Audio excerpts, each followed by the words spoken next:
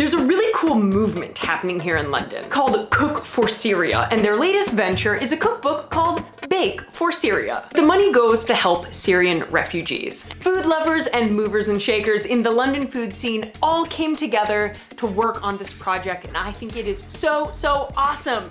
And I made a really delicious recipe from it, so I just had to share it with you all. This is a recipe for Florentines, Syrian-inspired Florentines from Jennifer. I know Jennifer because she gives these awesome foodie tours around London called chocolate ecstasy tours, and she knows how to make a darn good Florentine. Hi Katie and Katie viewers, I'm Jen. The first time I tried Florentines was in Paris and I was in heaven. Chocolate, caramel, nuts. I hope you enjoy them too. So first you'll heat the oven to 160 degrees Celsius or 320 degrees Fahrenheit. Get 40 grams of shelled walnuts and 40 grams of shelled pistachios. Chop the nuts.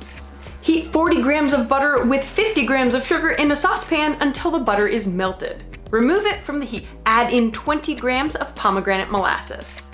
I love pomegranate molasses, so I tipped in a little bit more than 20 grams. Put 20 grams of flour into a small bowl and toss in the nuts. Then add that to the saucepan and stir.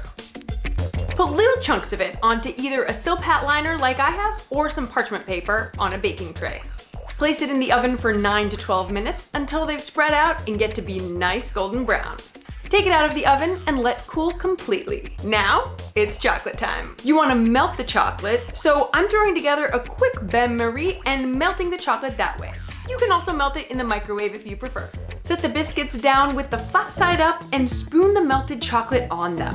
As the chocolate begins to set, you can drag a fork through them to create designs. Let them set, and you're done.